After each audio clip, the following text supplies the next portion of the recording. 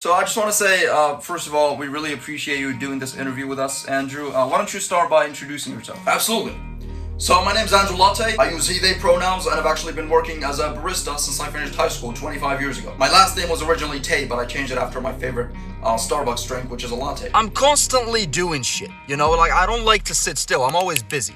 Just this morning, I attended like 3 protests. The people that inspire me to get up every single day and kill it, be the best version of myself, are the great leaders of history, which I've read a lot of books about. So, the great leaders of history.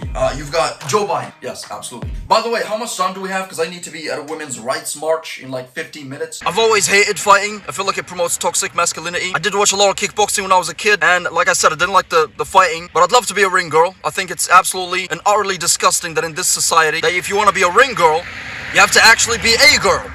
If that doesn't indicate the monumental failure of the West, I don't know what does. There's a lot of things that I regret in life, dropping out of middle school, working in a cafe for 25 years, etc. But none of those things include voting for Biden. I'm essentially living paycheck to paycheck here. Excuse me, vape break.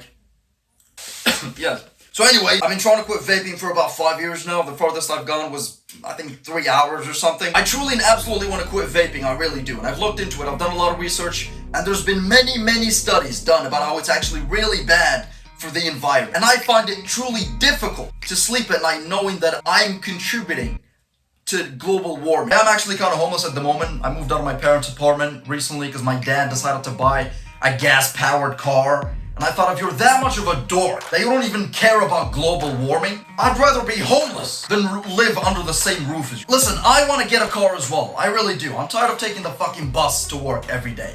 But electric cars are far more expensive than any other car out there. So I have actually been saving for about a year now, and I've got like $600. So I should be able to afford one by the time I'm no older than 60. One of the greatest men that I've ever met is my father. He taught me how to be honorable, taught me how to be resilient, how to be indefatigable. But one of the only men that I respect more than my father is Joe Biden. I'll tell you what. I believe in self-care. I believe that if you feel even just slightly depressed or anxious, I think you should immediately visit a therapist and start taking medication as soon as possible. But if you're a brokey and the $400 per hour sessions are too expensive for you, take out a fucking loan. Okay, borrow from your friends and family. I don't care, because your mental health is absolutely and utterly paramount. I had this coworker, right? Good friend of mine, and he told me he was so depressed once, he went an entire month, didn't even film anything for his wife's OnlyFans, to where he had to hire a cameraman. And she eventually left him for the cameraman, which I thought was fully deserved. But anyways, he came crying to me. I linked him with my therapist, blah, blah, blah, whatever this, whatever that. And he came over and he started crying that, the medication isn't working and all this bullshit. I said, listen, dork. The very good and honest people of the pharmaceutical industry make these pills that are specifically designed to help your depression.